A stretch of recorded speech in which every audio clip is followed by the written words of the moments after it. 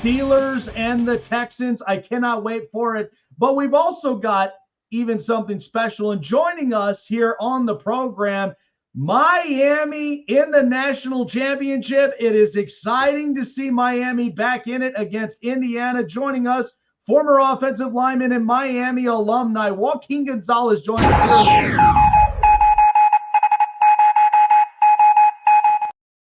So how about it, Joaquin? We're back. We're back Yes, in it in the sir. national championship. And so, you Feel know, good to be a hurricane. it does indeed. It's interesting because I actually had your former teammate a while back, Bryant McKinney, who was up and on here. And, we talked about, what's different about Miami? What is the secret sauce? Mario Cristobal and company has really put this together. And after just watching what I've seen, the last couple of games, they were able to hold their opponents down from the first matchup they had to 3 points. And then you had the next matchup in which they really gave it to Ohio State, which was very surprising. And then we watched this exciting game against Ole Miss, which it came down to one possession throw. Whether PI or not, you were down to one possession throw.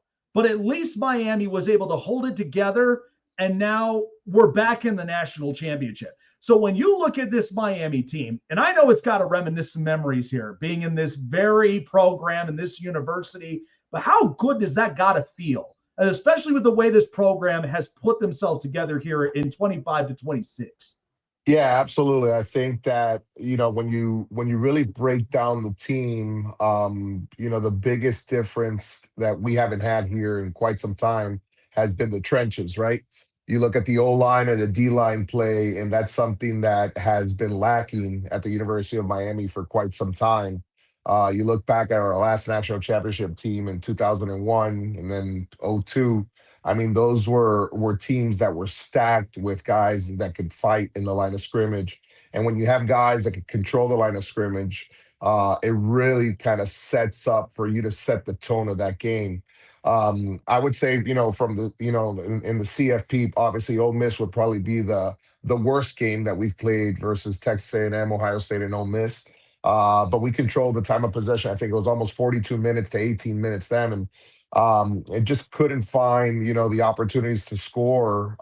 And we really probably left about 17 points on the table and dropped about four interceptions. So with that said, I think that, Mario has these guys kind of like breathing a little bit of that rare air, which, it's something that's been in every single championship team where it really doesn't matter what the other team does or how highly touted they are. As you can tell by, the spread against Texas A&M, the spread against Ohio State, against Ole Miss, obviously we were favored, but now even the spread against Indiana, that don't mean diddly squat. The way that these guys are playing, this is a man's game, and this is, Monday night. I think Indiana is going to face an opponent that I don't think that they've actually seen all year. And you look at their schedule, how they played against Penn State, how they played against Iowa State. Everybody seems to think that Indiana doesn't make mistakes, and everybody is, touting Indiana as a foregone conclusion in this national championship. I think the Canes are going to have something to say about that Monday night. So, and it's interesting because I watched, Indiana, and they're making a story for themselves. A basketball program that now Kurt Signetti turning this program around to a full 360 to where he's built a culture. And now I'm watching it through the transfer portal where now they're addressing a lot of positions because they don't want to just make an impact for this year. They want to make an impact for several years. And that's what's going to be kind of scary. So my big takeaway and watching the physicality from the defense on Indiana, I watched Carson Beck up and into that game. There were times where I seen some drives where he's kind of got it rolling, and then there were some that either, drop pass or even just misread on the throw. But eventually he does get the throw to where they get into good field position. So now you're coming against an Indiana team who gave Ty Simpson nightmares, and then Dante Moore, who just was a shell of himself. What does Carson Beck have to do? Because I know it's difficult in a quarterback's eyes because you got to now play perfect ball where you got to get the right reads. the right throws and the right decisions, and even improvise when certain things aren't matching up. What is the case for Carson Beck? Because I know he's got it, but it takes Yeah, a I lot for mean, that. I don't think any of those teams that you mentioned have the offensive line that the University of Miami has. I mean, University of Miami has legit two first round guys with Maya Goa, Marquise Bell. Mhm. Our center is a second round guy. I think we probably have the most complete offensive line of anybody that Indiana has faced. And I would agree with you. I thought Carson Beck didn't have his best game against Ole Miss. I thought the first and the second quarter, I think there was some inaccurate throws, but he still managed the game in such a way that gave us an opportunity to win. And that's what you want from Carson at this point. He doesn't need to put this game on his shoulders. I mean, when you have a defense the way that we do, kind of like bend and not break, it was very easy after that long run and no miss for our defense to go down on themselves, and they kind of just held them just to field goals, and they have a very good field goal kicker Ole Miss, but that's kind of like what gave us the opportunity. I think that's what you're going to see again in this game. I think it's going to be a physical game. Indiana, yeah, Signetti did a great job in bringing everybody from JMU into Indiana. And yeah, he's a winner, and who knows if he's going to be there past this year or what the future holds for Indiana. Um, Mendoza went to my high school. I mean, I have a lot of ties to this in that respect. My son plays at the University of Miami now. He's a freshman. He's being redshirted this year. He's a quarterback. He actually backed up Mendoza in high school and his brother until his senior year when he took over the spot. So yeah, it's definitely interesting. I've been rooting for Fernando all year, including the game against Oregon. But once they won, I want to kick his ass. Rightfully So so, make no mistake about it. This is hurricane through and through, baby. Oh yeah, everything's off the table from here on out, man. It's just Yeah, play he's on his ball own. and yep. So I will So tell you, wild card weekend was just fantastic. Like the Saturday, Sunday games, and then we got tonight's game with Pittsburgh and Houston. And I want to start with what I watched up against Green Bay and Chicago. Chicago has had such a really good turnaround for as long as their organization has had to deal with just bad breaks. To me, it felt like they were an organization that had the 1950s television of Monsters in the Midway, and they kept harping on that. And they're like, no, we yeah. got to turn this thing around. I haven't heard of once in my lifetime, at least, and even before then, where I've heard Chicago's offense be this dynamic. But after I watched what happened that game, where you're down 21-3, and all of a sudden, Caleb Williams, I know, has a lot of heat in that fastball, but yet he made the throws that he needed to. But also, Ben Johnson, I give credit for. He came in, addressed the offensive line, because not only is Caleb not turning the ball over, but they're giving protection so that there's extra time for him to make the throws. So I thought that was a very impressive comeback, but it also told you a lot more about how the healthy growth of this organization is going to be at with Ben Johnson at the helm. What do you make of it? No, without a doubt. I think obviously, Chicago's been one of those teams that has, the luck hasn't really favored them over the years. And, specifically in the NFL, when there's so much parity amongst teams, I mean, the ability, and again, having played for the Browns, which had a stellar quarterback that just didn't have the protection at the time, and Tim Couch, and really didn't develop.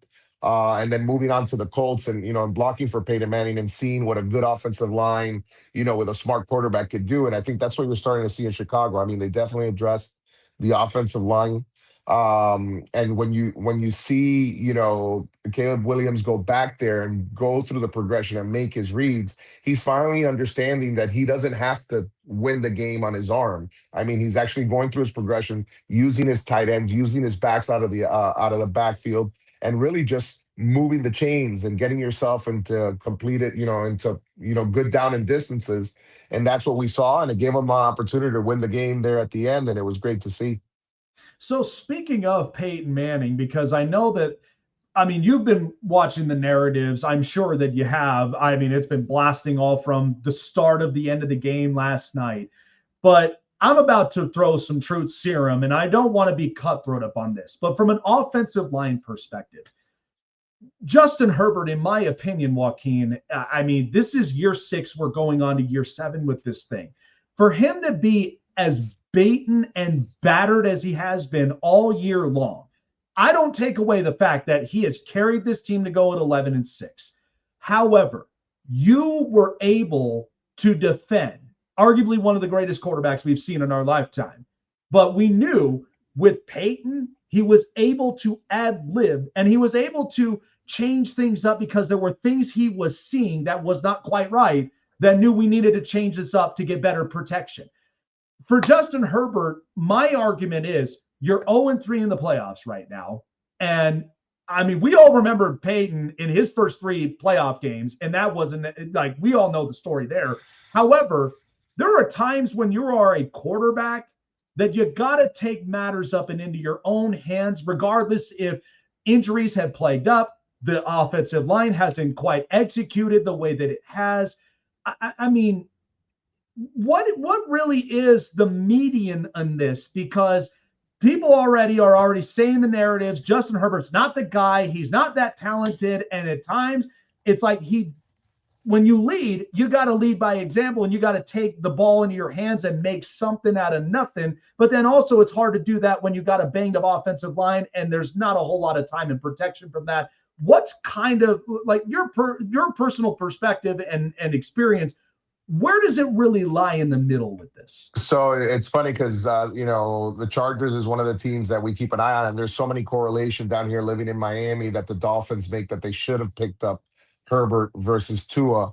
And I want when you look at his stats, I think that you know when you look at the NFL, you have to break down kind of like who he is as a player. So as a quarterback, the guy could play. The guy could definitely play. He's got that arm strength. He's got the poise. He's got the moxie to be a starter and a very good one at that. And at times he's showcased that. I really put this back on kind of the coaching staff with the Chargers and what are they asking him to do? Are they asking too much of him, specifically when they have a battered offensive line? I mean, I saw that game and this guy was running for his life. I mean, there was a couple of vicious shots there where, at this point in your career, I mean, Peyton Manning never got touched. He was smart enough to know when he could get rid of the ball. Does he have those outlets in with the Chargers? Are they game planning, knowing that they have a weak offensive line and giving him some outlets and some reads where he could do some checkdowns and get himself out of those situations where he's holding the ball for more than 2.5, 3.5 seconds because you know that you don't have the protection to cover you. And again, it's that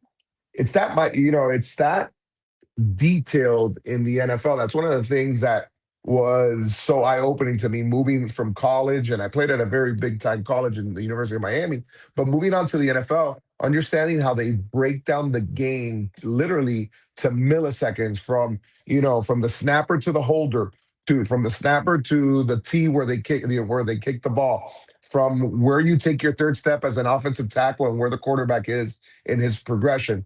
So the fact that they haven't been able to use his raw talents more effectively to get him further into the playoffs, I think I put that on Harbaugh and see, what more can you get? Because what more can you ask from Herbert? And again, obviously, you can tell that I'm a Herbert fan. I don't think this is solely on him. He's got to make better decisions, but you also got to put him in areas to succeed. Yeah, 100%. And you know what? I am a Charger fan at heart since I was 7. So I usually don't show it here. But to me, it's like there's a few emotions going on. It's like, damn it, I just want to see like the playoff win to exercise the demons he's got. But then the other part of me is like, get him some help. I also know we saw this problem in your other division rival, Baltimore, with Greg Roman being up over there with Lamar Jackson. So it's like there's kind of got to be more added context. It could be worse. You could be a Dolphin fan. They haven't won a playoff game in 23 years. You're right. But you know what, though? I mean, the Dolphins, if they could get the right guy, I'm feeling like you got to get a culture guy in this building. If you can get that, I think Miami, and you got to come to terms with Tua because you got to have the right guy up and in there. I know he's shown flashes, but there's got to be a little bit more than that. But I also want to see some grit up and on here. I haven't seen that in quite a while. But if they can do that, they'll be in good shape. One thing I want to talk about, because one quarterback that we know is going through all the pressure on his shoulders, and yet he proved all of us wrong against Jacksonville. That's Josh Allen. So Buffalo, they're hanging on the thread because we all know Josh, this is the open opportunity with no Mahomes, no Burrow, and no Lamar. But we also know Sean McDermott, you cannot be in a position to where you scale back, because we've seen this hundreds of times. The defense at times starts scaling back when they know they need to shut down and defend. And then with Josh Allen, he takes matters into his own hands and says, I'm going to win the game my way, one way or another. But I give credit to Jacksonville, however. What a turnaround this has been. This looks like a really good, healthy 5-year plan. But for Buffalo, this showed you anything is possible. And this shows this may be the year that Josh Allen could actually get it done. Yeah, absolutely. I mean, I saw that. I was glued to my TV all weekend long. All the games were great, to be quite honest. The worst game was the Indiana Hoosier versus Oregon game. That really didn't provide any excitement, unless you're an Indiana fan. But yeah, it's funny. I've been part of those teams where um, when I was with the Browns, our first year there, we actually made it to the playoffs. It was their first playoff appearance back ever since they had left. And we were up 28-0 at halftime and ended up losing that game 34-31. And you saw a little bit of that, again, from my experience seeing in Buffalo, where the coverage was so soft that allowed a very good and solid Jacksonville team, to really drive the ball downfield in certain in key occasions. The good thing is that Buffalo does have Allen that can come in and obviously win the game and put it on his shoulders. But if they're going to get deep into these playoffs and win a Super Bowl, like they have the team to do so, I think a lot of times coaches get in their head going, hey, we got to be conservative. And they shy away from the game plan that they designed to go attack. Because when you start the game, you're 0-0 and you're attacking on both sides of the ball and trying to take shots. And when you kind of sit back and you kind of like, well, let's let them make the mistakes, I think it puts you in a very vulnerable position where a lot of guys are in that soft coverage and all of the underneath routes start happening. Before you know it, they've made 4 or 5 first downs. All of a sudden, the field is flipped, and you're giving up 3 points even if you stop on a third down. Absolutely. And now they're going to be coming out here to where I'm at in Denver. And so I'm excited to see what that looks like, because Denver and the altitude, it's not an easy place to end up winning at. So it's gritty and grind all the way through. Two fiery questions before letting you go. So number one, I want to address this. I have the utmost respect in some aspects when it comes to the Cleveland Browns and your former organization. But here's my thing. When Kevin Stefanski got fired, I mean, 2-time coach of the year, there's been lots of narratives between the Dylan Gabriel, the Shedeur Sanders thing. But to me, the way I look at it is a lot of this has a lot to deal with what Jimmy Haslam did. And that was, you brought in Deshaun Watson, you tried to do this experiment, it didn't work. And now Baker Mayfield, regardless if Tampa Bay ended up missing the playoffs, they have a lot of success. He's got confidence and he loves it there. But it's all about healthy structure at the end of the day. Andrew Berry is still standing here. And the reason I'm like, Andrew wants to win with the amount of draft capital he's put together, and then addressing the important spots, because Joe Patonio is probably going to be retiring. You're going to have to readdress the offensive line and get impactful players in this building. And then I look at the quarterback position. Shedeur, to me, has accuracies, but there's parts of, do you trust this kid to give the keys to the Ferrari with and make sure he doesn't crash it? So that's one of the biggest parts. But I also believe if you get the right respected coach up in here, then the only thing that has to be drawn is, Jimmy, you're providing the money. You're giving us exactly what we need. Let us be able to go out, draft these guys, address it in free agency, and get us back to where we were beforehand, before everything started collapsing up from here. So what's your take on this offseason for Cleveland and what they need to do to get back on track? Man, I've been there, and the biggest thing. Uh-oh. Oh, looks like the media ended up cutting off. I don't know what happened. All right, well, we'll await to see what happens up from here. But man, I was so geared up for that question because I couldn't wait.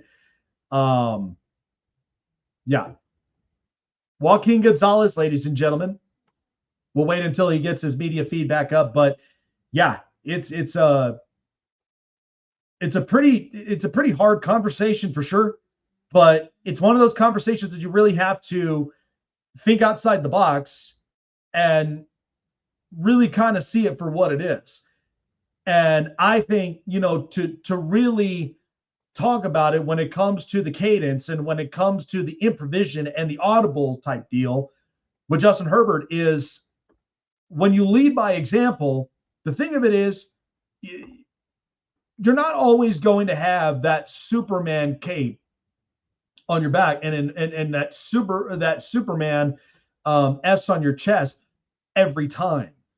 But there has to be a point in which you got to be able to take matters into your own hands, change things up, and find ways to see what's happening in front of you and make the change. Because otherwise, it's not going to be fun.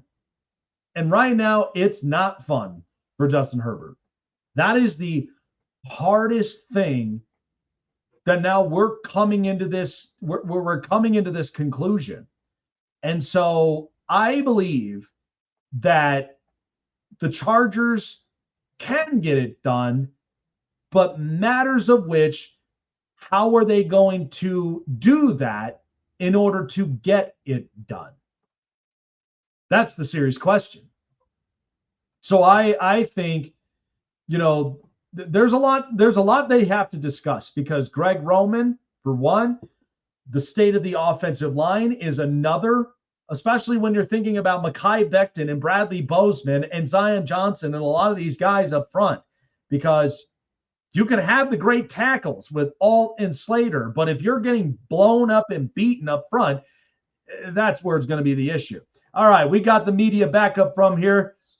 All right, Joaquin, I know we had a little technical difficulty up from there, but go on ahead. Yeah, no worries. I was going to say that, I've been at the Cleveland Browns, and one of the biggest things is being able to get the right free agents in the building. It's going to require, like you just mentioned it, a stout coach, somebody that people trust that could turn that around. Because that's one of the things that Cleveland has always lacked is the ability to bring in a lot of the free agents. And I'm not talking about the big names, like obviously Deshaun Watson, you paid him a boatload of money. Obviously he's going to come. But I'm talking about the guys that are still trying to make a statement in the NFL that are chasing some of those bags. I think if you were to bring in a coach that could actually command that sort of presence and fill the gaps, because man, we've had really good players and Pro Bowl style players at every position, from tight end, defensive line, linebackers. I mean, you name it, offensive line, Joe Thomas, Mr. I never get hurt. So it's just a shame that Cleveland hasn't been able to kind of put it all together. And I really kind of put it on the leadership. I think you said it best when you said, Jimmy Haslam, marrying himself to Deshaun Watson, and then the fiasco that turned out to be. Even the coaching staff, you guys had, or they had Rob Chudzinski. It lasted about a year, and a guy that was a proven winner at different levels, and they only gave him a year. And then, even last year, one of my teammates and one of my best friends, Ken Dorsey, he goes in there as kind of like the OC, but Stefanski took over the play calling when Deshaun Watson was on the field. And once he got hurt and he didn't play anymore, he turned it over to Ken Dorsey. And then they actually had a great passing game last year. The running game was lackluster. And then they let go of the whole entire staff on the offensive side as well. So I think there are definitely questions in terms of the leadership and who's leading that team. And obviously that's why Stefanski's not there. But hopefully they can bring in somebody that could kind of, appease that situation and get guys in the NFL to want to come to Cleveland to win a championship there. 100% agree. Well, here's the question we got to ask, because we know a division rival, Pittsburgh Steelers, playing tonight. Who do we got tonight? Because I'm feeling Houston. They got a great pass rush, but I also look at the nostalgic look of Aaron Rodgers, in which we know Pittsburgh hadn't won a playoff game since 16. And so that's what's going to be the hardest part. So what do you think tonight? I saw a stat right before I jumped on here, which says the Pittsburgh Steelers have not lost a Monday night game. I think it's something like 24 years or something Yep. like that. You can't go against that. I'm taking the Steelers all the way home. As much as I despise the Steelers, you don't understand. I truly am a brownie. I was at that game. I was the starting tackle in our playoff game where we were up 28-0 and Kelly Holcomb threw for 588 yards and we lost 34-31 at Pittsburgh in the wild card game. So I've been in a game like this, but it's hard to go against what history is telling you here. I think Pittsburgh pulls it out. Man, absolutely love it. It's going to be a fun night, but man, anything is possible up from this point on. But let's see what we get here tonight. Appreciate you for coming on by here, Joaquin. Good luck to the U, because this is going to Thank be you, a brother. big game up from here. And so let's see what happens. Let's Miami, make it happen on Monday, Indiana. baby. Our sixth one, baby. Let's do it. Yes, sir. All right. Absolutely, man. Enjoy the rest of the start of the year, man, and we'll see you soon.